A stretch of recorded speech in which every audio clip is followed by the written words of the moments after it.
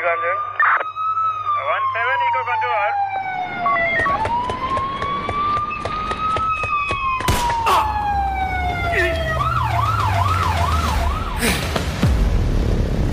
আধার রাতের শহরে ফিসফিসিয়ে চলে যাত্রা, শুধুই ঝুঁকি নেওয়ার রহস্যের ছলে। আপনি কি গোয়েন্দা গল্পের ভক্ত? শুরু হোক তদন্ত, এ খেলা সর্বনাশী, সব মিথ্যের বাজিমাত, গোয়েন্দার বাঁকা হাসি। জমে উঠুক রোমাঞ্চ, বিভিন্ন অজুহাতে এসেছে আবার নতুন গল্প নিশিডাকের রাতে। নমস্কার বন্ধুরা, নিশিডাক গল্পের আড্ডায় আমি জয়দীপ আরও একবার তোমাদের সবাইকে স্বাগত জানাই।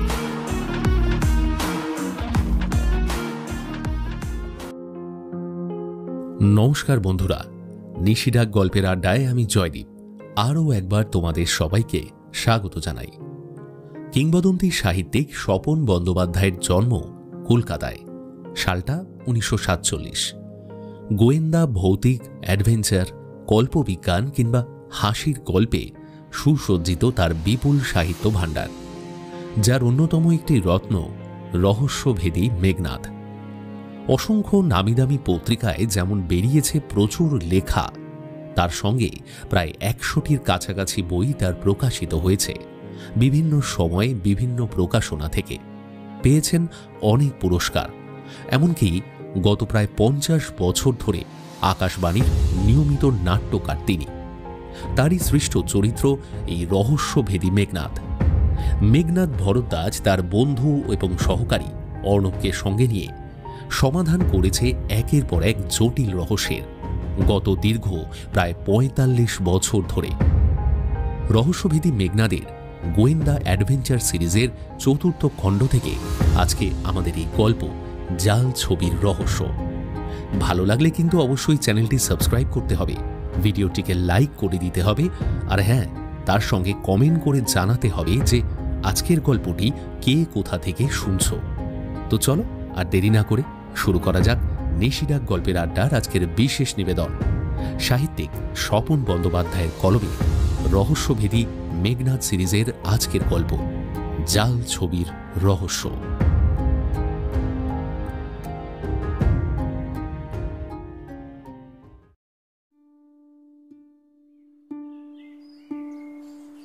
সেদিন সকালবেলা যখন মেঘনাদের বেলতলা রোডের ফ্ল্যাটে পৌঁছলাম, হাতঘড়ির দিকে তাকিয়ে দেখি সকাল 9:30 মতো বাজে।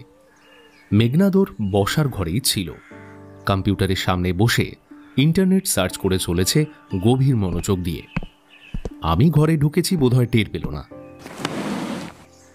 কিছুক্ষণ সোফায় নীরবে বসে থাকার পর প্রশ্নটা না করে আর পারলাম না। হ্যাঁ রে মেঘনাদ, এই সাত সকালে ইন্টারনেট খুলে বসলি, কিছু হয়েছে নাকি? মেঘনাদ কম্পিউটার থেকে চোখ না সরিয়ে বলল, যদি আজকে নিউজ পেপার এখনো না পড়ে থাকিস, পাশেই রয়েছে, পড়ে দেখ।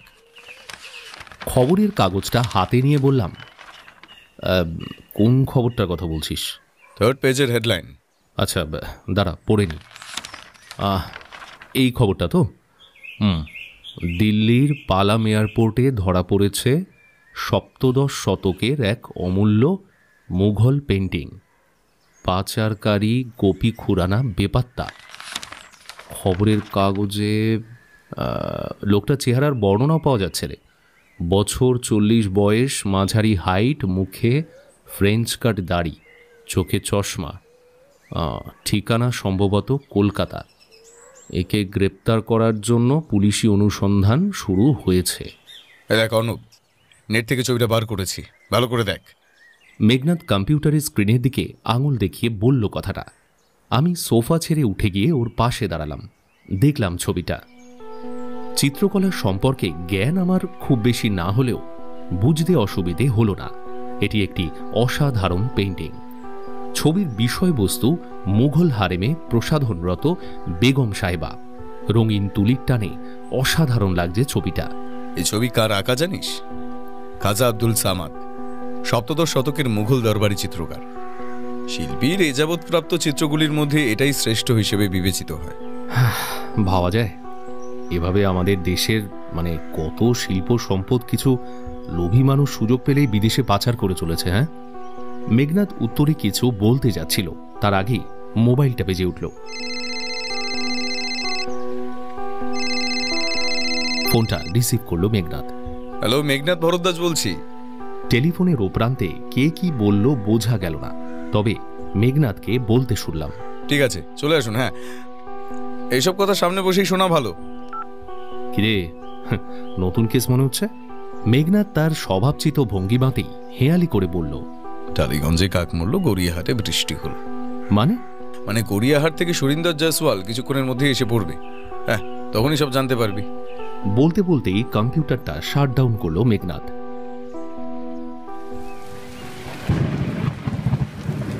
ভদ্রলোকের চেহারার বর্ণনা যদি দেওয়া যায় তাহলে বলতে হয় বেশ মোটাসোটা গোলগাল চেহারা, বয়স বছর 35-এর বেশি হবে না, পরনে ধুতি পাঞ্জাবি, 10টা আঙুলে 10টা দামি স্টোনের আংটি, মুখে এক মুখ পান, পানের রস গড়িয়ে পড়ছে ঠোঁটের ফাঁকে। নিজে সুরিন্দর জয়সওয়াল বলে দিতে হয় না, জয়সওয়াল স্টিল ইন্ডাস্ট্রির বর্তমান মালিক। আজ খবরের কাগজটা পড়ার পর থেকেই নাকি ভদ্রলোক ধাঁধায় পড়েছেন, তারপর আর উপায় না দেখে ছুটে এসেছেন রহস্যভেদী মেঘনাদের কাছে। সামনের সোফাটায় বসেছিলেন ভদ্রলোক, বসে বসে শুধু বারবার একই কথা বলে চলেছেন। বোঝা গেল ভেঙেই পড়েছেন বেশ। অবশ্য ভেঙে পড়ার কারণও আছে। যে প্রাচীন চিত্রকর্মটি গতকাল দিল্লি বিমানবন্দরে কাস্টমস অফিসারদের হাতে ধরা পড়েছে, ঠিক সেই ছবিটাই নাকি পাচারকারী গোপী খুরানা গত 1 মাস আগে সুরিন্দর জয়সওয়ালকে বিক্রি করেছিল নগদ 10 লাখ টাকার বিনিময়ে। হায় হায় রাম, এ আমার কি হলো? সত্যনাশ হয়ে গেল মেঘনাদ বাবু। বলতে বলতেই সুরিন্দর জয়সওয়াল প্রায় ডুকরেই কেঁদে উঠলেন। আহা, এত ভেঙে পড়ছেন কেন?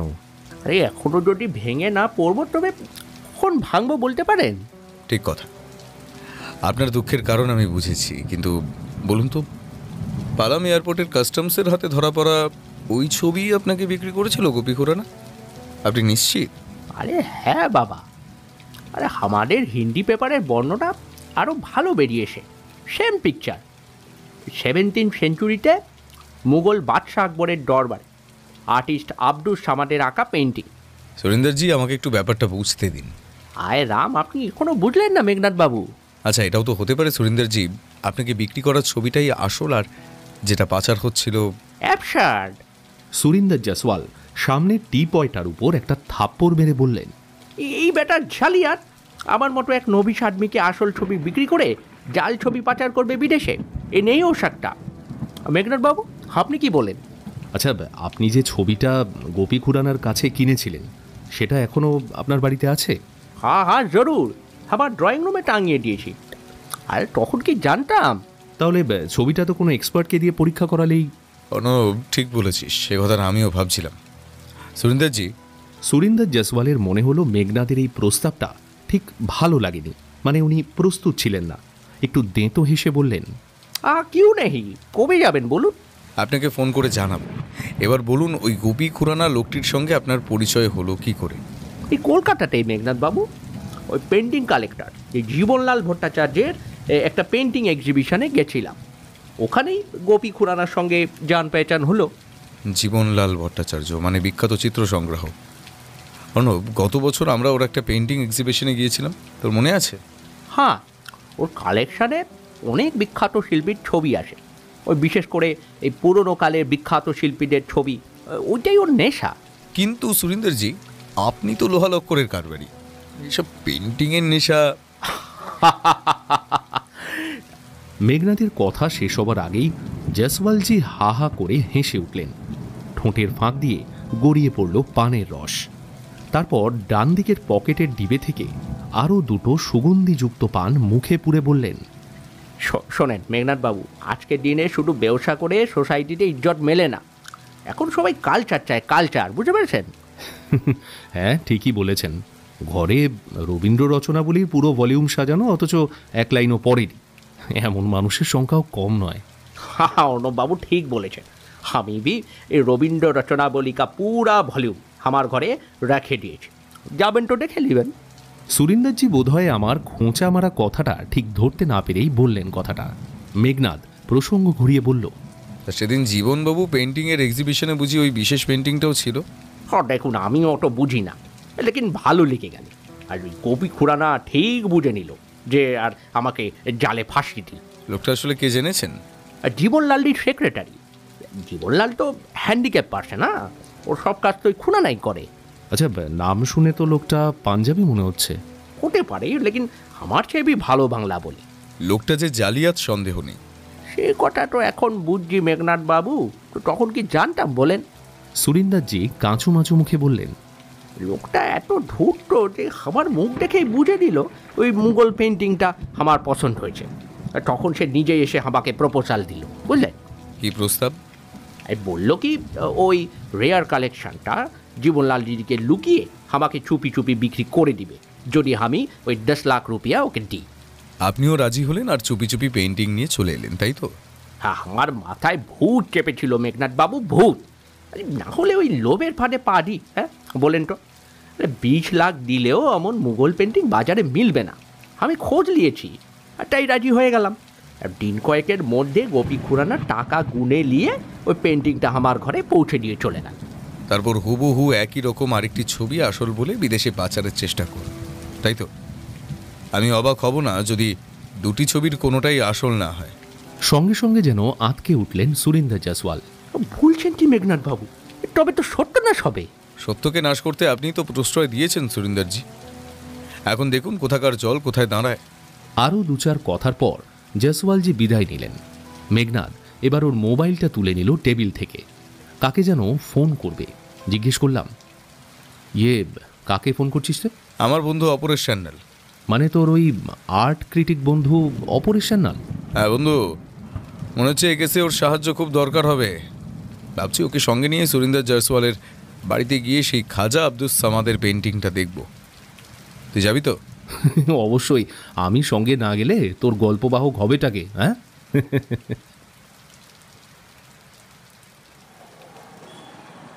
গড়িয়াহাট মোড় থেকে অল্প এগিয়ে ডান হাতে একটা রাস্তা ঢুকে যাচ্ছে। সেই রাস্তাটা দিয়ে ঢুকে 3 নম্বর বাড়িটা সুরিন্দর জয়সওয়ালের। বাড়িটা পুরনো স্টাইলের, তবে এখনও ভালোভাবে রক্ষণাবেক্ষণ করা হয়েছে। হয়তো এককালে কোনো বনেদি বাঙালির বাড়ি ছিল। সময়ের পরিবর্তনের সঙ্গে তার বনেদি আনা এবং সামর্থ্য দুই হয়তো চলে গেছে। তাই হয়তো কলকাতার এক নব্য ধনী শিল্পপতির হাতে পূর্বপুরুষের এই বিশাল বাড়িটি বিক্রি করে বর্তমান বংশধর কলকাতার উপকণ্ঠে কোনো ফ্ল্যাট বাড়ির বাসিন্দা হয়েছেন।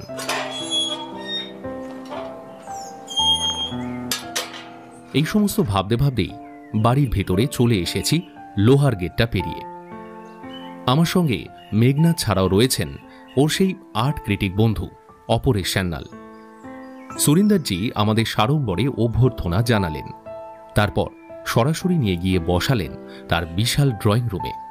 ড্রয়িং রুমটা খুব রুচিসম্মতভাবেই সাজানো। সেটা যে কোনো শিল্পপতির ঘর নাকি শিল্পীর ঘর দেখে সেটা বোঝার উপায় নেই। কথাটা না বলে পারলাম না। সঙ্গে সঙ্গে হা হা করে হেসে উঠলেন সুরিন্দরজি। দেখুন অর্ণব বাবু, এই বাড়িটা এককালে বহুত ইমানদার বাঙালি আর্টিস্টের ছিল। তিনি মারা গেলেন, আর তার ছেলে সব শুদ্ধ এই বাড়ি আমাকে বিক্রি করে চলে গেলেন। আমি কিছু ফেলিনি, এই বাড়িতে ঢুকে আমি ভি কালচারকে ভালোবেসে ফেলেছি। মেঘনাদ আর অপরেশবাবু ততক্ষণে দেওয়ালের একদিকে গিয়ে দাঁড়িয়েছে। সেখানে ফ্রেমে বাঁধানো একটা অদ্ভুত পেন্টিং। ওটাই কি খাজা আব্দুস সামাদের পেন্টিং? আমি উঠে গিয়ে মেঘনাদের পাশে দাঁড়ালাম। না, এই ছবি জাল হতে পারে না মেঘনাদ। কথাটা অস্ফুটে উচ্চারণ করতেই পাশ থেকে সুরিন্দরজি বললেন, আমি ভি তাই মনে করেছিলাম অর্ণব বাবু, আর তাই তো। দেখুন, সত্যি মিথ্যেটা না এভাবে চোখে দেখে বিচার করা যায় না অর্ণববাবু। ছবির রং, পেপার এসব কত পুরনো হতে পারে তা একমাত্র কেমিক্যাল টেস্ট করলেই বোঝা যাবে। এই ছবি আসল না নকল সেটা চেনার জন্য একমাত্র উপায় হলো কেমিক্যাল টেস্ট। অপরেশবাবু বলে উঠলেন, বলছি এই টেস্ট কি এখানে করা সম্ভব? এই জন্য এই ছবিটা আমার ল্যাবে নিয়ে যেতে হবে। কিন্তু অপরেশবাবু, সুরিন্দর জয়সওয়ালের কথা শেষ হওয়ার আগেই মেঘনাদ বলল, আপনার কোনো চিন্তা নেই সুরিন্দরজি, আমি জামিন রইলাম, যদি অবশ্য আমার উপর আপনার বিশ্বাস থাকে। হায় রাম, আপনি কি বলছেন মেঘনাথ বাবু? আপনাকে আমি বিশ্বাস করি, নিজের ওয়াইফকে বি করি না। আরে তবে এই পেন্টিং যদি জাল হয়, আপনি নিয়ে নেবেন, ও নকলি মাল আমি চাই না। সুরিন্দরজি, আপনি ভুল করছেন। মেঘনাদ ভরদ্বাজ কারোর দান গ্রহণ করে না। তবে রহস্যের সমাধান করতে পারলে পারিশ্রমিক হিসেবে এটা নিতে পারি, কারণ জাল হলেও এই ছবি অসাধারণ। বাত তো কি হলো মেঘনাথ বাবু, হ্যাঁ কি বলেন? সুরিন্দর জয়সওয়াল আরেক দফা হা হা করে হেসে উঠলেন। ইতিমধ্যে আমাদের জন্য জল খাবার এসে গিয়েছিল, 3 প্লেট লাড্ডু আর রাবড়ি। এই অবেলায় আমি আর অপরেশ সান্যাল এসব কিছু খেতে না পারলেও পেটুক মেঘনাথ তার প্লেটে কিছুই ফেলে রাখল না। কথাবার্তা সেরে একটু পরে আমরা সুরিন্দরজির বাড়ির দেওয়াল থেকে খাজা আব্দুস সামাদের পেন্টিংটা নামিয়ে বেরিয়ে এলাম। অপরেশ সান্যাল ওটা নিয়ে গেলেন নিজের হেফাজতে।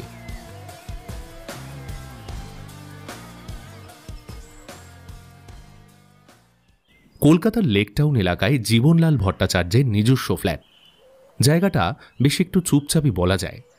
মেঘনাদ গতকালই অপরেশ সান্যাল মারফত জীবনলাল বাবুর ফোন নম্বর জোগাড় করে ফোন করেছিল, দেখা করতে চেয়েছিল।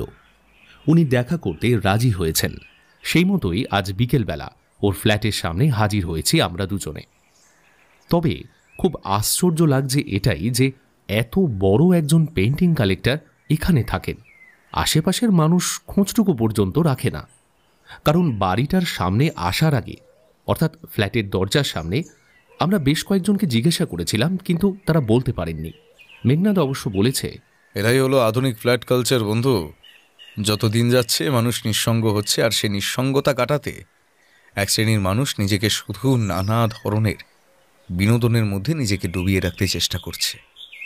দুনিয়া কেন, আশেপাশের প্রতিবেশীর খবর সে রাখে না, কিন্তু একসময় তাতেও আসে ক্লান্তি। আর মাত্রা ছাড়া সে বিনোদনের পরিমাণ তো আমরা আশেপাশেই দেখতে পাচ্ছি, তাই না? আমাদের কথার মধ্যেই মেঘনাদ ডোরবেলটা টিপল। ভিতরে বেশ মিষ্টি সুরে যেন পাখি ডেকে উঠল। একটু পরে দরজা খুলে দাঁড়ালো একটি মেয়ে।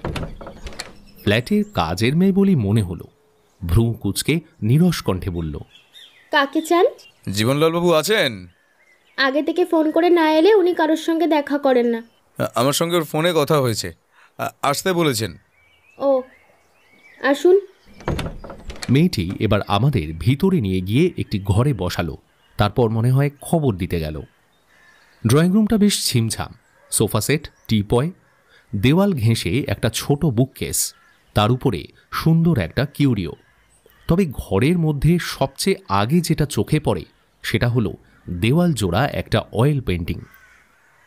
ধুতি পাঞ্জাবি পরা এক ভদ্রলোককে একটি শৌখিন চেয়ারে বসে থাকতে দেখা যাচ্ছে।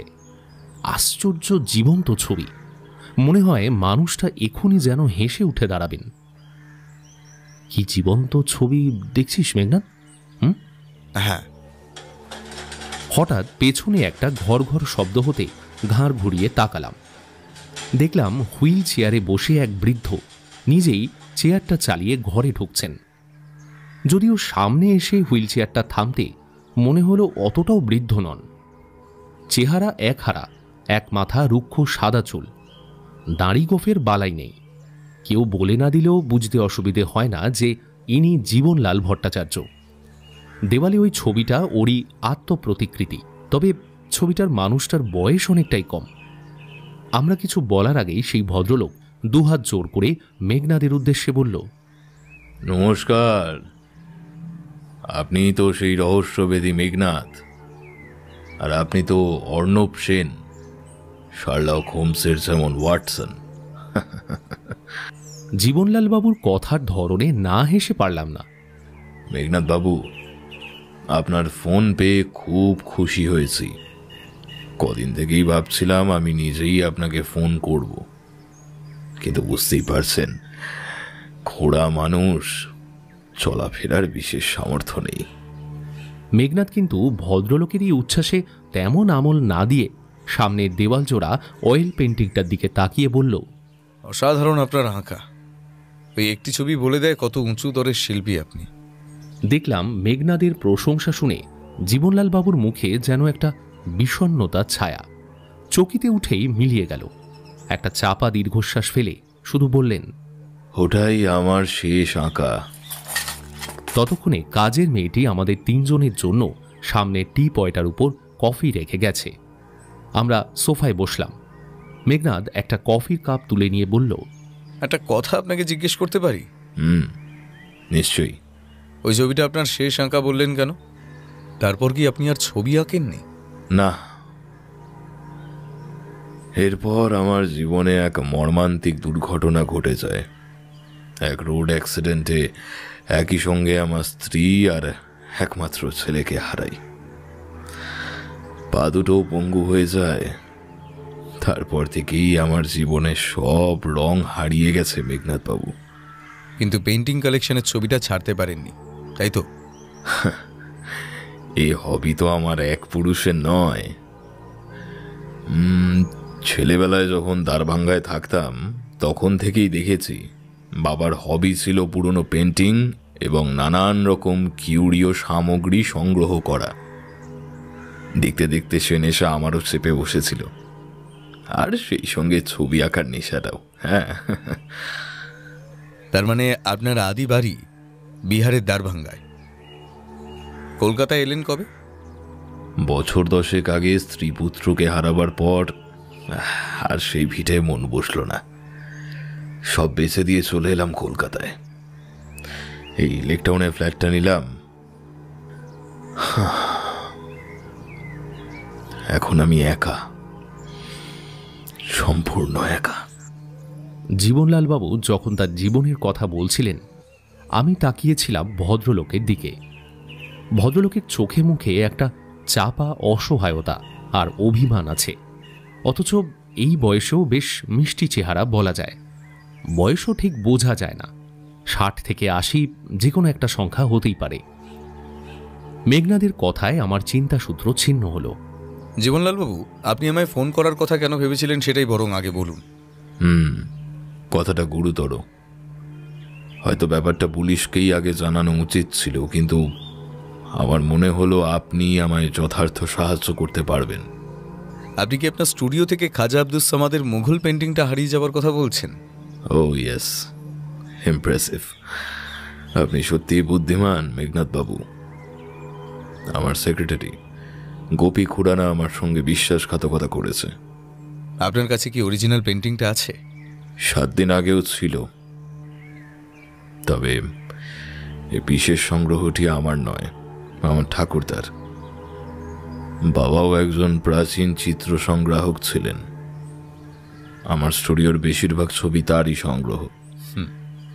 কিন্তু আপনি কি জানেন যে ছবিটা দিল্লি কাস্টমস অফিসারদের হাতে ধরা পড়েছে সেটা আসল নয়, হুবহু জাল করা একটা ছবি? হ্যাঁ জানি, আর এও জানি অমন জাল ছবি গোপী খুরানা শুধু একটাই নয়, বেশ কয়েকজনকে কয়েকটি বিক্রিও করেছে। আমি চমকে উঠলাম। জীবনলাল বাবু এই তথ্য কোথা থেকে জানলেন? মানে সুরিন্দর জয়সওয়ালের কথা তো মেঘনাদ এখনো ওকে বলেনি। গতকাল দিল্লি থেকে CBI inspector mister Rajendra Srinivasan phone করেছিলেন। উনি জানালেন সেই মুঘল পেন্টিংয়ের আর একটা জাল কপি নাকি পাওয়া গেছে পুনায় এক চিত্র সংগ্রাহকের কাছে। গোপী খুরানা নাকি তাকে বিক্রি করেছে মাত্র 15 দিন আগে। আশ্চর্য। আশ্চর্য নয় মেঘনাদ বাবু, এই জগতে কিছুই আশ্চর্যের নেই। গোপী খুরানার স্বভাব সম্পর্কে এখন যা খবর পাচ্ছি তাতে মনে হচ্ছে এ ধরনের কাজ করা ওর পক্ষে খুবই স্বাভাবিক। মিস্টার শ্রীনিবাসনকেও আমি সেই কথা জানিয়েছি। কথাগুলো এক নিঃশ্বাসে বললেন জীবনলাল বাবু। মেঘনাদ কফির কাপে আরেকটা চুমুক দিয়ে জিজ্ঞেস করল, গোপী খুরানা এখন কোথায়? সে পালিয়েছে। তাকে বিশ্বাস করে আমি আমার স্টুডিও আর সংগ্রহের সমস্ত ছবি রক্ষণাবেক্ষণের দায়িত্ব দিয়েছিলাম। সে তার উপযুক্ত মূল্যই দিল। স্টুডিওর সবচেয়ে মূল্যবান পেন্টিংটা সে শুধু চুরি করেনি, সেটাকে চাল করে আসল বলে বিক্রি করেছে দেশের নানান শিল্প রসিক মানুষদের কাছে।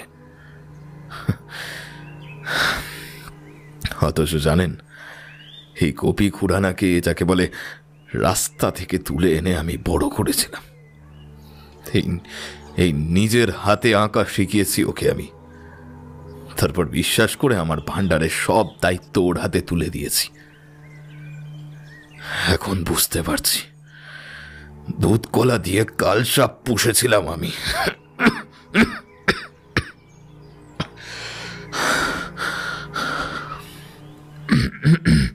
Excuse me.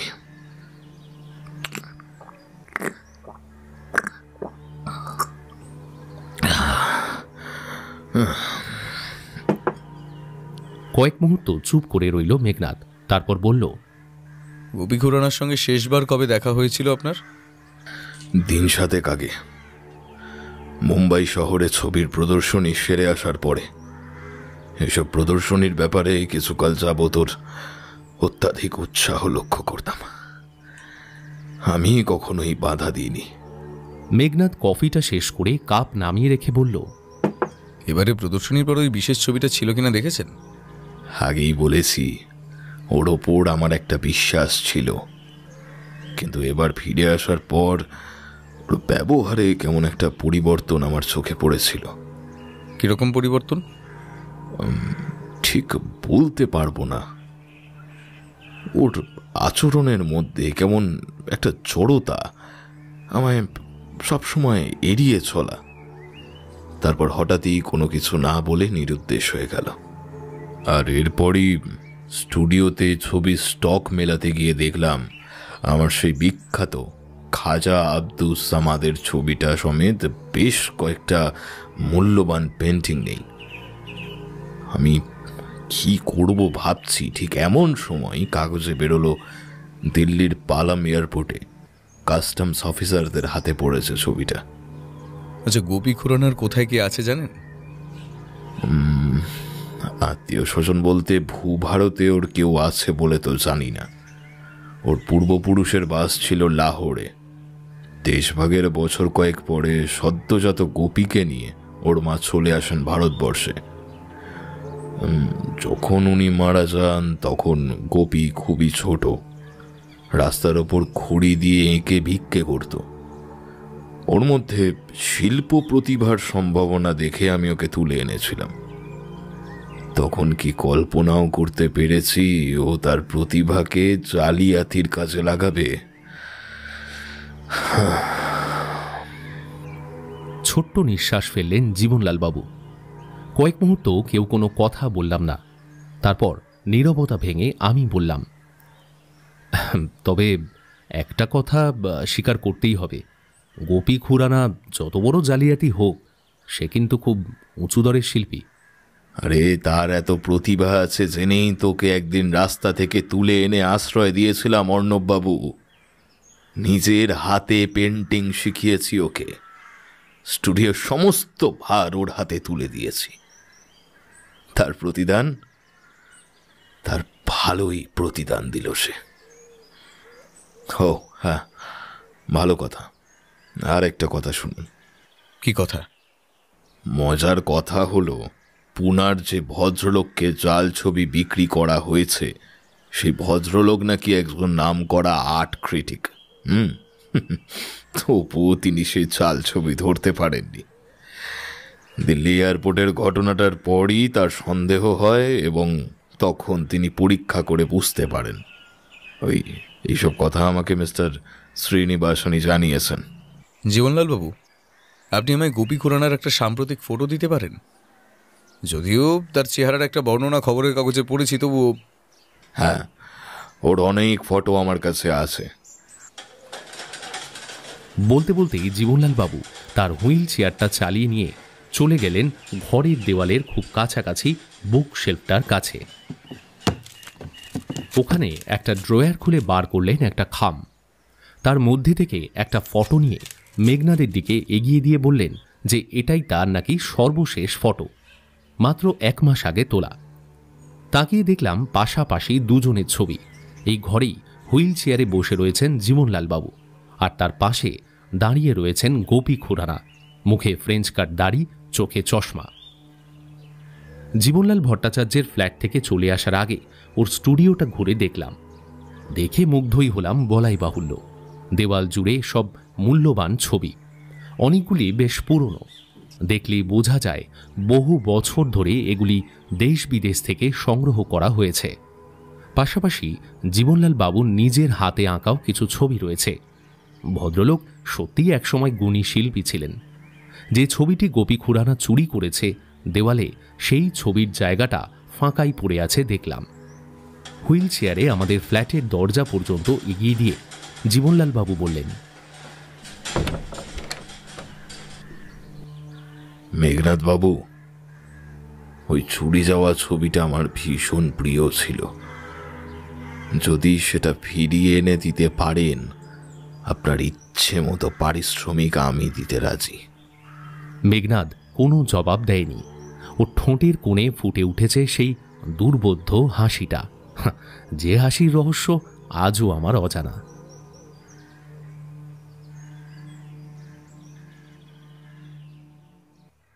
সুরিন্দর জয়সওয়াল চোখ দুটো কপালে তুলে বললেন, বলেন কি মেঘনাথ বাবু, একটু সত্যনাশ হলো, আরেকটা জাল ছবি? হ্যাঁ সুরিন্দরজি, দ্য সেম পেন্টিং, কাজা আব্দুস সামাদের আঁকা। তবে মজা কি জানেন, এবার যাকে ঠকানো হয়েছে সে নিজেও একজন বড় আর্ট ক্রিটিক। এই মেঘনাথ বাবু, আমার এই ছবি অরিজিনাল নয়, আপনি তো জাজ করালেন। কিন্তু সুরিন্দরজি, আপনার ছবিটা তো জাল বলে মনেই হয় না।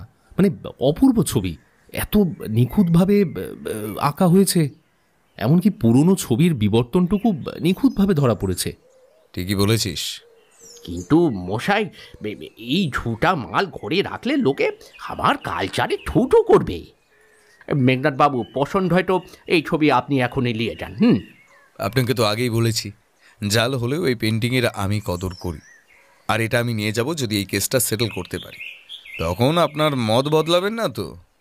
হ্যাঁ, না মেঘনাথ বাবু। মেঘনাদের কথা শুনে মনে হলো সুরিন্দরজি কেমন যেন থতমত খেয়ে গেছেন।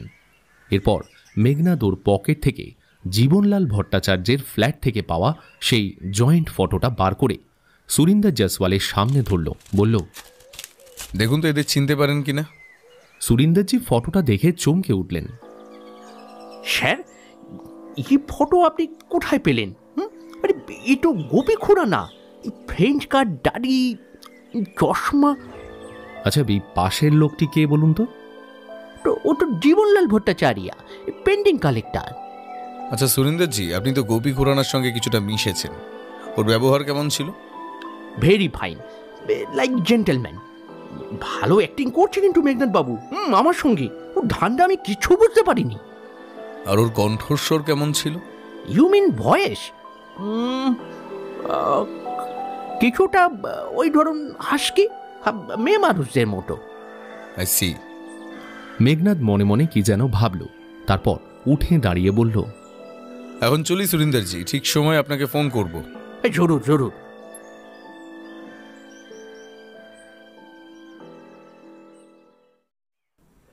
দিন দুয়েক বাদে মিস্টার শ্রীনিবাসন মেঘনাদের সঙ্গে দেখা করতে এলেন। মিস্টার রাজেন্দ্র শ্রীনিবাসন সেন্ট্রাল ইন্টেলিজেন্সে দিল্লি অফিসের একজন সিনিয়র অফিসার। জাল ছবির রহস্যের তদন্তে তিনি কলকাতায় এসেছেন। ইতিমধ্যেই এই খবর তাদের কাছে পৌঁছে গেছে যে ছবি জালিয়াত গোপী খুরানার ঘাঁটি ছিল কলকাতায়। মেঘনাদের আরেকটা অনুমানও সত্যি হয়েছে, মুঘল পেন্টিংয়ের আরও একটা জাল পাওয়া গেছে। তার মানে এই নিয়ে একই ছবির 4টে জাল কপি 4 জনকে বেশ চড়া দামে বিক্রির খবর পাওয়া গেল। অদ্ভুত ব্যাপার, প্রত্যেকটা ক্ষেত্রেই ছবির বিক্রেতা একই লোক, জীবনলাল ভট্টাচার্যের সেই একদা বিশ্বাসী সেক্রেটারি গোপী খুরানা। আমি বললাম, বলছি সেদিন যদি দিল্লি এয়ারপোর্টে ওই জাল ছবিটা ধরা না পড়তো, তবে বোধ করি এই জালিয়াতিটা ধরা সম্ভব হতো না। কি বলিস? এমনও তো হতে পারে বন্ধু, গোপী খুরানাই চেয়েছিল এই জাল ছবি ধরা পড়ুক আর সারা দেশের লোক ব্যাপারটা জানুক।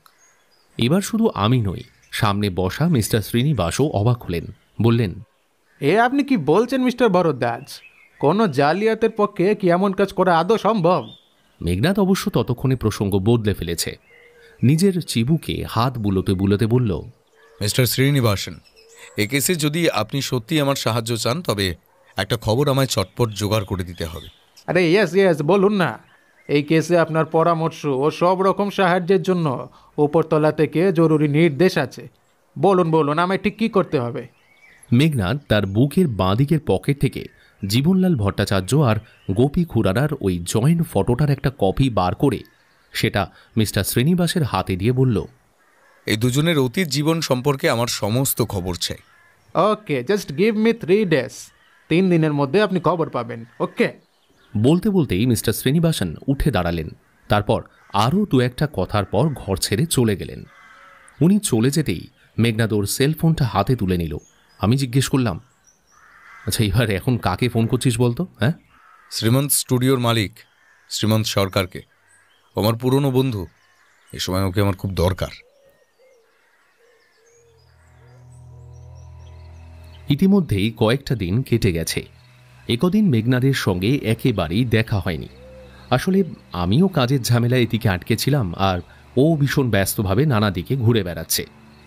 সেদিন সন্ধেবেলা মেঘনাদের ঘরে ঢুকে দেখলাম ও সোফার উপর বসে সামনে দুটো পোস্টকার্ড সাইজের ফটো পাশাপাশি রেখে চোখ বুঝে গভীরভাবে চিন্তায় নিমগ্ন। আস্তে আস্তে ওর কাছে গিয়ে দাঁড়ালাম। তবুও মেঘনাদ আমার উপস্থিতি টের পেল না। নিঃশব্দে ফটো দুটোর দিকে তাকালাম। একজন জীবনলাল ভট্টাচার্য, অন্যজন গোপী খুড়ারা। আর ঠিক তখনই মেঘনাদ চোখ খুলল, তাকালো আমার দিকে, কিন্তু আমাকে দেখেও ওর মুখে কোনো কথা ফুটল না। অগত্যা আমি বললাম, তুই বুঝি তোর ওই বন্ধুর শ্রীমন্ত স্টুডিও থেকে জয়েন্ট ফটো দুটো আলাদা করে এনলার্জ করে আনলি, তাই তো? মেঘনাদ এখনো যেন অন্য মনস্ক। সামনে সোফাটায় জুত করে বসলাম। তবে যাই বলিস মেঘনাদ, গোপী খুড়ারা জালিয়াত হলেও একজন প্রতিভাধর শিল্পী তাতে কিন্তু সন্দেহ নেই, তাই না? মেঘনাদ আমার এই কথাকে পাত্তা না দিয়ে বলল, একটু আগে মিস্টার তলাপাত্র এসেছিলেন। ইন্সপেক্টর তলাপাত্র? মানে আমাদের ওই গ্রেট মিস্টার রঙ্গলাল তলাপাত্র? তুই বোধহয় ওর সঙ্গে যোগাযোগ করেছিলি? হ্যাঁ, আমাদের পুরনো বন্ধু বলে কথা। সেই কথার মধ্যেই ওর সেলফোনটা বেজে উঠল।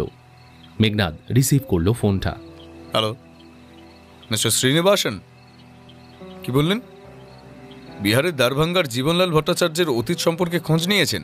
সব খবর ঠিক? আর গোপী খুড়ানা, তার খবর এ তল্লাটি কেউ দিতে পারল না? কেউ চেনে না ওকে? না মিস্টার শ্রীনিবাসন, আপনার আর কিছু করার নেই। হ্যাঁ, বাকিটা আমিই করছি। হ্যাঁ, ঠিক সময় জানাবো। হ্যাঁ, ওকে ওকে ওকে, থ্যাংক ইউ। ফোনটা ছাড়লো মেঘনাদ। তারপর আমার দিকে তাকিয়ে বলল, কিছু বুঝলি? না, তুই বুঝেছিস? সবটা বুঝিনি, তবে আশা করছি খুব শিগগির বুঝতে পারবো। আমার যেন সবকিছু কেমন গুলিয়ে যাচ্ছিল। তবে মেঘনাদের দু চোখে দৃষ্টি দেখে বুঝতে ভুল হলো না, রহস্যভেদী মেঘনাদ শিকারের গন্ধ পেয়েছে। মেঘনাদের প্রস্তাবটা শুনে ইন্সপেক্টর রঙ্গলাল তলাপাত্র যেন আঁতকে উঠলেন। বললেন, হ্যাঁ, বলছেন কি মেঘনাথ বাবু? আমি সাজবো পেন্টিংয়ের ক্রিটিক? আরে বাবা, ভাবলেই তো প্যান্টুলুন হলুদ হয়ে যায় মশাই। প্যান্ট তো আপনাকে পরতে হবে না ইন্সপেক্টর তলাপাত্র। আপনার পরনে থাকবে একটা আধময়লা পাঞ্জাবি আর পায়জামা, কাঁধে কাপড়ের ব্যাগ। এই সঙ্গে মাথার চুলগুলো উস্কো খুস্কো, দৃষ্টি ঢুলু ঢুলু চোখে রিমলেস চশমা। হ্যাঁ, মানে যাকে বলে 100% আতেল সাজ। কি ধর, আপনি থামুন তো অর্ণববাবু। জীবনে কোনোদিনও ওই ছবির এক্সিবিশনে পর্যন্ত গেলাম না। ইন্সপেক্টর তলাপাত্র এবার নাক থেকে একটা স্বভাবসিদ্ধ ফোঁড়ত শব্দ বার করে বললেন, পেন্টিংয়ের টেকনিক্যাল ভাষাটাও ছাই বুঝি না। আরে সেই জন্য আপনি ভাববেন না, মেঘনাদ তো সঙ্গে থাকবে, আরে ম্যানেজ করবে। আরে কেন মশাই এভাবে ফাঁসাতে চাইছেন আমাকে? আপনার সেই ক্রিটিক বন্ধুটিকেই নিয়ে যান না, ওই অপরেশ স্যান্নাল না, ওই কি যেন নাম ভদ্রলোকের, একবার নিয়ে গেছিলেন তো সঙ্গে করে, তাকেই নিয়ে যান না। সে তো অপরেশকে নিয়ে গিয়েছিলাম সুরিন্দর জয়সওয়ালের বাড়িতে, তখন একজন আসল পেন্টিং ক্রিটিকের প্রয়োজন ছিল। আর এখন দরকার একজন নকল পেন্টিং ক্রিটিক, কিন্তু আসল পুলিশ, তাই তো মেঘনাদ? ঠিক বলেছি স্বর্ণব। ইন্সপেক্টর তলাপাত্র আর কোনো কথা না বলে একটা মস্ত হাঁ করে তাকিয়ে রইলেন আমাদের দিকে। পরের দিন ঠিক বেলা 11টা নাগাদ আমি আর ইন্সপেক্টর তলাপাত্র মেঘনাদের ফ্ল্যাটে গিয়ে হাজির হলাম। এ সময় মিস্টার তলাপাত্রকে পুলিশ বলে চেনার আর উপায় নেই, বলাই বাহুল্য। আমাদের ফরমায়েশ মতো তিনি রীতিমতো পেন্টিং ক্রিটিকের ছদ্মবেশ ধারণ করেছেন এবং এজন্য প্রচুর মেহনত তাকে করতে হয়েছে। সমস্যাটা হয়েছিল ওর পরনের পাঞ্জাবি নিয়ে। ওর নিজের কোনো পাঞ্জাবি নেই, ভদ্রলোক জীবনে কোনোদিন পাঞ্জাবি পরেনি, তো বাধ্য হয়ে আমার একটা পাঞ্জাবি ধার দিতে হলো। এমনিতে ওটা মোটামুটি ফিট করলেও আটকে গেল তলাপাত্র বাবুর ভুঁড়ির বহরে। ওর মধ্যপ্রদেশটি যেন একটা ফুটবলের মতো উঁচু হয়ে রইল। এই নিয়ে অবশ্য ভদ্রলোক একটু খুঁতখুঁত করলেও মেঘনাদ আশ্বস্ত করে বলল, উনি ভাববেন না, আজকালকার অনেক সমালোচক বুদ্ধিজীবীর ভুঁড়ির ওজনই মগজের চেয়ে বেশি। ব্যাস, এ কথা শোনার পর আর ইন্সপেক্টর তলাপাত্রের মনে কোনো দ্বিধা থাকেনি। এখন ওর পরনে হচ্ছে পায়জামা পাঞ্জাবি, কাঁধে কাপড়ের ব্যাগ, চোখে চশমা। কে বলবে একজন কাঠখোট্টা পুলিশ অফিসার, মানে এখন তো রীতিমতো আগমার্কা বুদ্ধিজীবী হয়ে উঠেছে। তো যাই হোক, এরপর আমরা তিনজন গিয়ে হাজির হলাম জীবনলাল ভট্টাচার্যের ফ্ল্যাটের সামনে। ডোরবেলটা বাজাবার আগে মেঘনাদ আর একবার ইন্সপেক্টর তলাপাত্রকে সাবধান করে দিল। মিস্টার তলাপাত্র, যেমন বলছি মনে আছে তো? ইন্সপেক্টর তলাপাত্র স্বভাবসিদ্ধভাবে নাক থেকে ফোরত আওয়াজটা বার করে বললেন, পুলিশ ইউনিফর্মটা পরে থাকলে বেশ একটু কনফিডেন্স পেতাম। তো মিথ্যে বলবো না, বেশ একটা রোমাঞ্চ কিন্তু অনুভব করছি মশাই।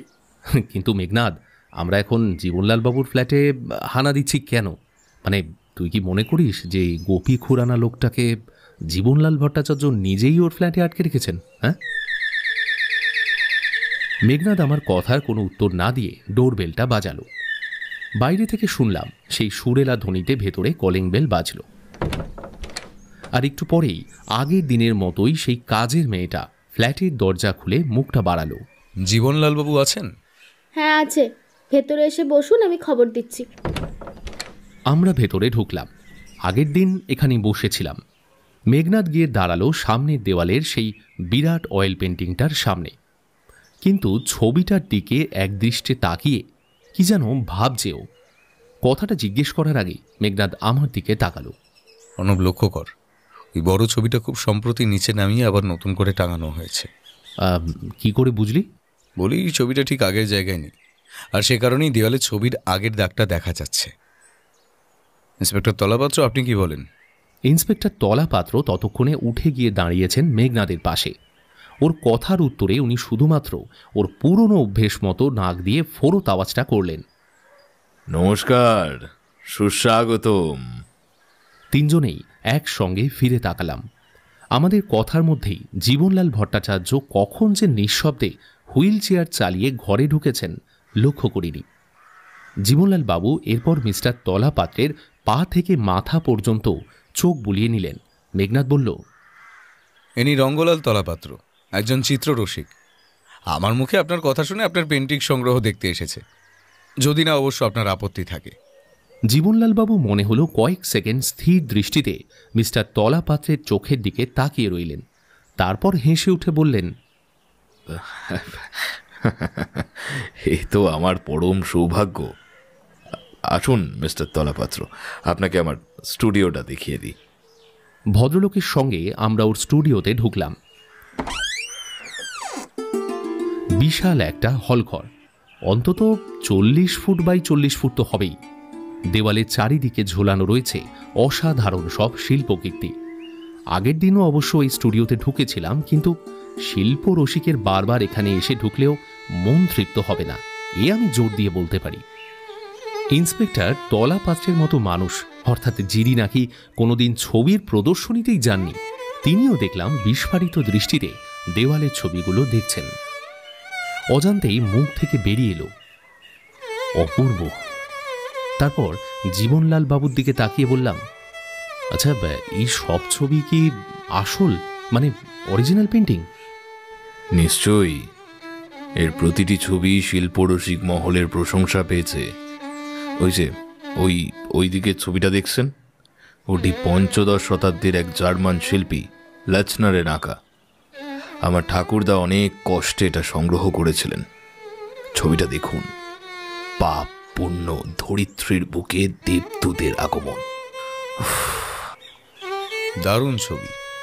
হ্যাঁ, আর আর ওই ওই ওই ছবিটা সাইমন মার্টিনের, ত্রয়োদশ শতাব্দীর ইতালীয় চিত্রশিল্পী। আধুনিক যুগে অনেকেই ওর হয়তো নামও শোনেননি। ইন্সপেক্টর তলাপাত্র এবার মনের আবেগ ধরে রাখতে পারলেন না। নাক থেকে ফোঁড়ত আওয়াজটা বার করে বললেন, অসাধারণ কালেকশন আপনার মশাই, অসাধারণ, মানে চোখ জুড়িয়ে যাচ্ছে। এই কথা কিন্তু স্বীকার করতেই হবে, আপনার খুব খুব খুব ভালো কালেকশন, খুব ভালো। জীবনলাল বাবু পাশের আরেকটা ছবি দেখিয়ে বললেন, মিস্টার তলাপাত্র, আপনি যতই বড় আর্ট ক্রিটিক হন না কেন, আমি চ্যালেঞ্জ নিয়ে বলতে পারি এই ছবিটা কার আঁকা আপনি বলতে পারবেন না। বটেই তো, বটেই তো। বুঝতেই পারলাম ভদ্রলোক এবার সত্যিকারের বিপদে পড়েছেন। জীবনলাল বাবু মুচকি হেসে বললেন, এই ছবির শিল্পী লিওনার্দো দা ভিঞ্চি, যার মোনালিসা পৃথিবী জয় করেছে। কিন্তু এটা তো... আরে মশাই, লিওনার্দো তো জীবনের শুধু ওই একটা ছবি আঁকেননি, তার কটা ছবির খোঁজ আমরা রাখি বলুন তো। কিন্তু শিল্পীর অঙ্কন বৈশিষ্ট্য তার প্রতিটি ছবিতেই থেকে যায়, তাই না? হ্যাঁ হ্যাঁ, ঠিক বলেছেন মেঘনাথ বাবু। আর ওই ছবিটা বোধহয় ভ্যান গগের। মেঘনাদের কথায় রীতিমতো বিস্মিত হলেন জীবনলাল বাবু। বললেন, বাহ মেঘনাথ বাবু, বাহ, আপনার তো দেখছি পেন্টিংও বেশ জ্ঞান আছে। একজন গোয়েন্দার অল্প বিস্তর সবকিছুই জানতে হয় জীবনলাল বাবু। মেঘনাদ খুব নিরাসক্তভাবেই কথাটা উচ্চারণ করল। ইন্সপেক্টর তলাপাত্র বললেন, তা শুনেছি আপনি নাকি নিজেও ভালো ছবি আঁকেন। হ্যাঁ, শুনেছেন? ধন্যবাদ ধন্যবাদ। তবে এককালে আঁকতাম, তারপর জীবনে সব রং হঠাৎ হারিয়ে গেল, এখন শুধু খুঁজে বেড়াই। যাই হোক, এদিকে দেখুন, এটা তো বুঝতেই পারছেন মিস্টার তলাপাত্র, অবনীন্দ্রনাথের ছবি। ওটা ওইটা যামিনী রায়। এসব ছবি আর কোথায় পাবেন? হঠাৎ মেঘনাদ পাশে দেওয়ালের একটা ছবি দেখিয়ে বলল, ওই ছবিটা জাঁ ভ্যারমিয়ারের, তাই না জীবনলাল বাবু? দ্বিতীয় বিশ্বযুদ্ধের কালে এরই তো অঙ্কন রীতি জাল করে ভ্যান মিগেরার নামে এক প্রতারক ইউরোপের নামই চিত্র সমালোচকদের বোকা বানিয়েছিল। আপনি এ তথ্যও জানেন? আপনাকে তো বললাম জীবনলাল বাবু, একজন সত্যিকারের গোয়েন্দাকে অনেক কিছুই জানতে এবং বুঝতে হয়। যেমন এই মুহূর্তে বুঝতে পারছি আপনার এই আর্ট গ্যালারির দেওয়ালের ওই ফাঁকা জায়গাটাতেই ছিল সেই বিখ্যাত খাজা আব্দুস সামাদের আঁকা মুঘল পেন্টিংটা। হ্যাঁ, সেটাই চুরি করে পালিয়েছে আমার সেক্রেটারি গোপী খুড়ানা। তারপর সেই একই ছবি একের পর এক সে জাল করে। এমন জীবনলাল বাবু, যদি বলি সে ছবি আপনার চুরি হয়নি, আছে, আপনার এই ফ্ল্যাটের মধ্যেই আছে। কি বলছেন আপনি? আসুন আমার সঙ্গে। কোথায়? আপনার ড্রয়িং রুমে। বলতে বলতেই মেঘনাদ জীবনলাল বাবুর তোয়াক্কা না করেই তার আর্ট গ্যালারি স্টুডিও থেকে বেরিয়ে গেল, সঙ্গে সঙ্গে আমরাও। যদিও মেঘনাদ ঠিক কী করতে চাইছে বা বলতে চাইছে আমি ঠিক বুঝতে পারছি না। ইন্সপেক্টর তলাপাত্রের দিকে তাকালাম, মনে হলো ওর অবস্থাও আমার থেকে আলাদা নয়। জীবনলাল বাবুকে সঙ্গে নিয়ে আমরা এলাম ওর ড্রয়িং রুমে। ড্রয়িং রুমের দেওয়ালে জীবনলাল বাবুর আঁকা সেই নিজস্ব প্রতিকৃতি, জীবনলাল বাবুর ভাষায় তার আঁকা শেষ ছবি। মেঘনাদ এবার গম্ভীরভাবে ইন্সপেক্টর তলাপাত্রকে বলল, ইন্সপেক্টর তলাপাত্র, দেওয়াল থেকে জীবনলাল বাবুর ওই সেলফ পোর্ট্রেটটা নামিয়ে আনতে পারবেন? সঙ্গে সঙ্গে চমকে উঠলেন জীবনলাল বাবু। ওর মুখ থেকে বেরিয়ে এলো, পুলিশ? তবে আপনি যে বললেন উনি চিত্ররসিক। উত্তরটা একগাল হেসে ইন্সপেক্টর তলাপাত্রই দিলেন। দেখুন মশাই, আমার রসবোধের ব্যাপারে আপনি অন্তত নিশ্চিন্ত থাকতে পারেন, ঠিক আছে? এ আপনারা কি করছেন? আমার অনুমতি ছাড়া আমার ড্রেসিং রুমের দেওয়াল থেকে? দুঃখিত জীবনলাল বাবু, এক্ষেত্রে আপনার অনুমতির অপেক্ষা করতে পারছি না। ইন্সপেক্টর তলাপাত্র ততক্ষণে সেই বিরাট ছবিটা ফ্রেম সমেত দেওয়াল থেকে নামিয়ে ফেলেছেন। পুলিশকে চিত্ররসিক সাজিয়ে এনে কি সব বেআইনি কাজ করছেন মেঘনাথ বাবু? অধিকার তো আপনি আমায় দিয়েছেন। অধিকার আমি দিয়েছি ওই পোর্ট্রেট দেওয়াল থেকে নামিয়ে আনার? না, আপনি আমায় অনুরোধ করেছেন আপনার চুরি যাওয়া খাজা আব্দুস সামাদের পেন্টিংটা খুঁজে দিতে আর গোপী খুরানারও হদিশ দিতে। বলুন, বলেননি? মেঘনাদ এবার তীক্ষ্ণ দৃষ্টিতে জীবনলাল বাবুর দিকে তাকিয়ে বলল কথাটা। হ্যাঁ, কিন্তু প্রথম দায়িত্বটা আমি এক্ষুনি পালন করছি। বলতে বলতেই মেঘনাদ জীবনলাল বাবুর ছবিটা ফ্রেম থেকে খুলতে শুরু করে। জীবনলাল বাবু এবার রীতিমতো ক্ষিপ্ত মনে হচ্ছে, চিৎকার করে বললেন, মেঘনাদ বাবু, আপনি কিন্তু মাত্রা ছাড়িয়ে যাচ্ছেন। মেঘনাদ সে কথার কোনো উত্তর দেয় না। ততক্ষণে ও ফ্রেমটা খুলে জীবনলাল বাবুর সেলফ পোর্ট্রেটের নিচে থেকে আর একটা ছবি বার করে ফেলেছে। দেখলেই বোঝা যায় বহু পুরনো আমলের ছবি, এক বেগম হারেমে বসে সাজগোজ করছে। এটাই কি সেই বিখ্যাত মুঘল পেন্টিং? মেঘনাদ এবার জীবনলাল বাবুর দিকে তাকিয়ে বলল, দেখুন তো, এটাই আপনার সেই চুরি যাওয়া খাজা আব্দুস সামাদের আঁকা মুঘল পেন্টিং কিনা? চুপ করে থাকবেন না, জবাব দিন। জীবনলাল ভট্টাচার্যকে এই মুহূর্তে ভেতরে ভেতরে বেশ নার্ভাস মনে হলো। বোধ করি সেই ভাবটা লুকোতেই তিনি এবার বললেন, আমার জবাব একটাই, আপনাকে আমার আর প্রয়োজন নেই। Please leave me alone.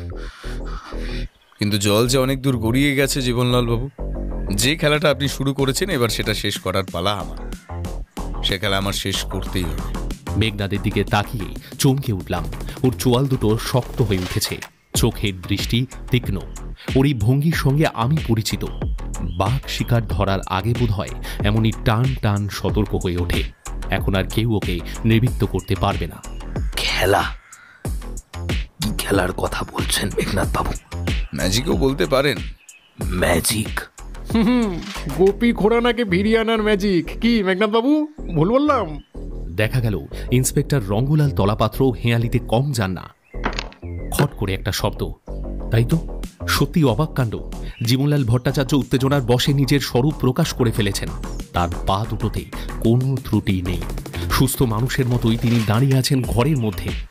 কয়েক সেকেন্ড মাত্র জীবনলাল বাবু আবার এগিয়ে যাবার চেষ্টা করেন হুইল চেয়ারের দিকে, কিন্তু সেই অবকাশ তাকে দেওয়া হলো না। তার আগেই হুইল চেয়ারটা গার্ড করে দাঁড়িয়ে পড়েছেন ইন্সপেক্টর রঙ্গলাল তলাপাত্র। তার কণ্ঠে রীতিমতো পুলিশি ধমক। মিস্টার ভট্টাচার্য, ধরা পড়ে গেছেন। আবার নতুন করে খোড়া সাজার চেষ্টা করে কোনো লাভ নেই। যেমনটি দাঁড়িয়ে আছেন সেরকমই দাঁড়িয়ে থাকুন। আরে যে মেঘনাদ বাবু, আপনি বরং আপনার শিল্পকর্মের জাদুটি আমাদের দেখান দেখি। বলতে বলতেই নাক থেকে ফোঁড়ত আওয়াজ ছাড়লেন ইন্সপেক্টর তলাপাত্র। এবার জীবনলাল বাবু আর কোনো রকম নড়াচড়া করলেন না। কেমন যেন নিস্পন্দ ভাষাহীন চোখে দাঁড়িয়ে রইলেন হুইল চেয়ারটার সামনে। ওর দাঁড়াবার ভঙ্গির মধ্যে এখন একটুও অস্বাভাবিকত্ব নেই। মেঘনাদ খুব দ্রুত ওর শিল্পকর্ম শেষ করে ফেলল। জীবনলাল বাবুর পোস্টকার্ড সাইজের মুখে ফ্রেঞ্চ কাট দাড়িগোফার চশমা বসিয়ে দিতেই যে রূপ ফুটে উঠল তা আমাদের অচেনা নয়, সে গোপী খুরানা। হ্যাঁ, অবিশ্বাস্য হলেও সত্যি।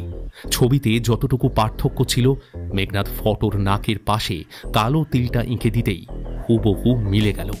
ইন্সপেক্টর তলাপাত্র সোল্লাসে চেঁচিয়ে উঠলেন, সাবাস মেঘনাদ বাবু, সাবাস! আজকে আপনি খাজা সাহেবের পেন্টিং আর জীবনলাল বাবুর অ্যাক্টিং, এই দুইয়েরই পর্দা ফাঁস করে দিয়েছেন। হঠাৎ ধপ করে একটা শব্দ। চমকে তাকিয়ে দেখি জীবনলাল ভট্টাচার্য মাটির উপরে লুটিয়ে পড়েছেন।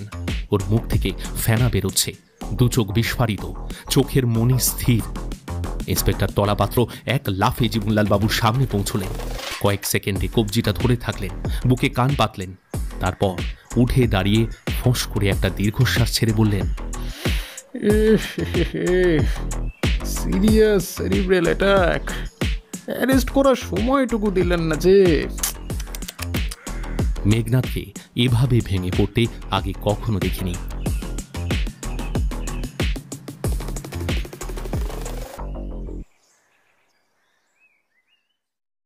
মেঘনাদের ড্রয়িং রুমে বসেছিলাম আমরা। আমি জিজ্ঞেস করলাম, আচ্ছা ব্যাপারটা কি হলো বলতো মেঘনাদ? হ্যাঁ? মেঘনাদ ওর ড্রয়িং রুমে গা এলিয়ে বসে বলল, ব্যাপারটা বোঝা তো এমন কিছু কঠিন নয় অর্ণব। গোপী খুরানা নামে কোনো মানুষের অস্তিত্ব কোনোদিন ছিল না। সেটা জীবনলাল ভট্টাচার্যেরই আর এক রূপ। ছদ্মবেশ? হ্যাঁ, তা বলতে পারিস। আসলে নিজেরই আর একটা আলাদা পরিচয় তৈরি করে ভারতবর্ষের বিভিন্ন চিত্র সমালোচক এবং ধনী চিত্র সংগ্রাহকদের একের পর এক ঠকিয়ে যাচ্ছিলেন তিনি। এজন্য তিনি ওই ছদ্মনামে সোশ্যাল মিডিয়ার সাহায্যও নিয়েছিলেন, আর এইভাবে একের পর এক জাল ছবি আসল বলে বিক্রি করছিলেন। আরে সেটাই তো ব্যাপার মেঘনাদ বাবু। জীবনলাল ভট্টাচার্যের মতো একজন প্রতিভাধর শিল্পীর পক্ষে এসব জালিয়াতির কথা তো ভাবাই যায় না। দেখুন ব্যাপারটা ভেবে, ওর ওপরে যাতে কোনো রকম সন্দেহ না পড়ে সেই জন্য দিনের পর দিন খোড়া সেজে বেটা ঘরের মধ্যে বসে অভিনয় পর্যন্ত করেছে। এমনকি ফটোর মধ্যে পাশাপাশি দুটি ছবি নিপুণভাবে সুপার ইম্পোজ করে আমার হাতে দিয়েছিলেন, যাতে দুজনে যে আদতে একই ব্যক্তি তা কোনোভাবে যেন ভাবতে না পারি। ইতিমধ্যেই জাল ছবির রহস্যভেদ সম্পূর্ণ হয়েছে। মেঘনাদের কথা মতো জীবনলাল বাবুর স্টুডিওর দেশি বিদেশি ছবিগুলোর কেমিক্যাল অ্যানালিসিস করে জানা গেছে যে ওর মধ্যে বেশিরভাগ ছবি আসল ছবি নয়। কিন্তু এত নিখুঁত অঙ্কন রীতিতে সেগুলো আঁকা আর ছবিগুলোকে পুরনো দেখানোর ব্যবস্থা করা হয়েছে যে বড় বড় চিত্র সমালোচকদের সাধ্য কি যে আসল নকলে পার্থক্য বার করে। এজন্য ছবির রঙে বিশেষ ধরনের কেমিক্যাল পর্যন্ত ব্যবহার করেছেন জীবনলাল বাবু। কিন্তু এত বড় জালিয়াতি কেন করলেন? ওর মতো প্রতিভাবান এরকম একজন শিল্পী শুধুই কি অর্থ লালসা? প্রশ্নটা মেঘনাদকে না করে পারলাম না। মেঘনাদ তখন ঘরের জানলাটার সামনে গিয়ে দাঁড়িয়েছে। আমার কথার উত্তরে কয়েক সেকেন্ড চুপচাপ তাকিয়ে রইল বাইরের ঘনায়মান অন্ধকারের দিকে। তারপর বলল, ওর জীবনে সেই আশ্চর্য কাহিনী আমি সংগ্রহ করেছি অর্ণব, একই সঙ্গে তা বড় করুণ। একটু থেমে মেঘনাদ আবার বলতে শুরু করল, বিহার প্রবাসী জীবনলাল ভট্টাচার্যের দাদু ছিলেন শুধুই একজন চিত্রপ্রেমী এবং সংগ্রাহক, কিন্তু নাতি জীবনলাল ছেলেবেলা থেকে ছবি আঁকতে ভালোবেসেছিলেন। স্বপ্ন ছিল ভবিষ্যতে একজন নাম করা চিত্রশিল্পী হবেন। এই জন্য মন প্রাণ দিয়ে ছবি আঁকতে শিখলেন। প্রতিভা তাঁর ছিল, কিন্তু দুঃখের বিষয় নানাভাবে চেষ্টা করেও সে প্রতিভা অভিজাত শিল্পী সমালোচক মহলে স্বীকৃতি অর্জন করতে পারল না। দিনের পর দিন অবহেলা আর বঞ্চনায় তার মনের মধ্যে জন্ম নিল দুরন্ত এক অভিমান। প্রতিশোধের বাসনা আগুন হয়ে জ্বলে উঠল হৃদয়। এর মধ্যে তার জীবনে ঘটে গেল এক মর্মান্তিক দুর্ঘটনা। একই দিনে মারা পড়ল তার স্ত্রী আর একমাত্র পুত্র। শারীরিক দিক থেকে না হলেও মনের দিক থেকে একেবারে পঙ্গু হয়ে গেলেন জীবনলাল ভট্টাচার্য। দ্বার ভাঙার পাট তুলে পাকাপাকি চলে এলেন কলকাতায়। তারপর ধীরে ধীরে গড়ে উঠল তার দ্বিতীয় জীবন। দ্বিতীয় জীবন? হ্যাঁ, গোপী খুরানা সেজে তিনি নিজের একটা দ্বিতীয় পরিচয় তৈরি করলেন। তারপর বিশ্বখ্যাত চিত্রকরদের অঙ্কন রীতির অনুকরণে একের পর এক জাল ছবি সৃষ্টি করে সেগুলি দেশের বিভিন্ন চিত্র সংগ্রাহক ও চিত্র অনুরাগীদের আসল বলে বিক্রি করতে শুরু করলেন। একইভাবে একই সঙ্গে অর্থ সংগ্রহ আর শিল্পী হিসেবে স্বীকৃতি না পাওয়ার যে ব্যর্থতা, তার প্রতিহিংসা চরিতার্থ করতেন। কিন্তু একই ছবি 5 জনকে বিক্রি করার কারণ? আমার ধারণা এই কাজ যদি জীবনলাল না করতেন তবে বোধহয় তাঁর জালিয়াতি এত তাড়াতাড়ি ধরা পড়ত না। ইন্সপেক্টর তলাপাত্র এবার ফোনত করে একবার নিঃশ্বাস ফেললেন। তারপর বললেন, না মশাই, পৃথিবীর ইতিহাসে এরকম ঘটনা বোধ করি আগে কখনো ঘটেনি। ভুল। তলাপাত্রবাবুর কথা শেষ হবার আগেই মেঘনাদ বলল, এমন ঘটনা আগেও ঘটেছে, তবে এদেশে নয়। দ্বিতীয় বিশ্বযুদ্ধের বছর কয়েক বাদে ইউরোপে ভ্যান মিগেরান নামে এক জালিয়াত চিত্রশিল্পীর সঙ্গে জীবনলাল ভট্টাচার্যের জীবনের অনেকটা মিল আছে। তখনই মনে পড়ল সেদিন জীবনলাল বাবুর স্টুডিওর গ্যালারিতে আমরা যখন ছবি দেখছিলাম, সেই ভ্যান মিগেরানের প্রসঙ্গ তুলেছিল মেঘনাদ। এই জালিয়াত চিত্রশিল্পী 17 শতাব্দীর বিখ্যাত শিল্পী জাঁ ভার্মিয়ারের অঙ্কন রীতির হুবহু অনুকরণ করে বেশ কয়েকটা জাল ছবি আসল বলে চালিয়েছিল। ইউরোপের বিখ্যাত চিত্র সমালোচকরাও অনেক দিন পর্যন্ত তা ধরতে পারেনি। কথাটা মেঘনাদকে বলতে ও বলল, হ্যাঁ অনুপ, আসলে সেই ভ্যান মিগেরানও জীবনবাবুর মতোই ইউরোপের নামী চিত্র সমালোচকদের ওপর এইভাবে প্রতিশোধ নিতে চেয়েছিলেন, তাকে শিল্পী হিসেবে স্বীকৃতি না দেওয়ার অভিমানে। পরবর্তীকালে সমালোচকরা স্বীকার না করে পারেননি ভ্যান মিগেরাল এভাবে নিজেকে নষ্ট না করলে বিশ্বের অন্যতম শ্রেষ্ঠ চিত্রকর হতে পারত। ঈর্ষা, অবহেলা আর বঞ্চনায় এভাবে কত শিল্পীর জীবন যে পৃথিবীতে নষ্ট হয়েছে তার হিসেব নেই। মেঘনাদ একটা দীর্ঘশ্বাস ফেলে। সেদিনই রাতে দিল্লি থেকে মেঘনাদের উদ্দেশ্যে সরকারিভাবে ধন্যবাদ বার্তা এলো, সেই সঙ্গে পারিশ্রমিকের চেক। এর আগে মিস্টার শ্রীনিবাসনও ব্যক্তিগতভাবে মেঘনাথকে ধন্যবাদ জানিয়েছেন জাল ছবি রহস্যের মীমাংসার জন্য, কিন্তু আমি জানি এর কোনোটাতেই মেঘনাথ খুশি হয়নি। এর মধ্যে সুরিন্দর জয়সওয়ালজি ওর প্রতিশ্রুতি মতো কেনা ওই খাজা আব্দুস সামাদের পেন্টিংটা মেঘনাথকে দিয়ে গেছেন। মেঘনাথ সেদিন অনেকটা সময় সেই ছবিটার সামনে বসে থেকেছে, তারপর আপন মনেই বলেছে, ছবিটা জাল হলেও কি অসাধারণ শিল্পকর্ম। ভাবতে পারিস অর্ণব, এক বিরাট শিল্পীর কি করুণ পরিণতি। এর জন্য কে বা কারা দায়ী ভেবেছিস? জানি না, তবে এত কিছুর পরও তাকে গ্রেফতার করা যায়নি। মৃত্যু এসে তার সব বাঁধন খুলে দিয়ে গেছে। আমি আর কোনো কথা বলি না। মনে হয় ঘরের বাতাসটা হঠাৎ ভারী হয়ে উঠেছে।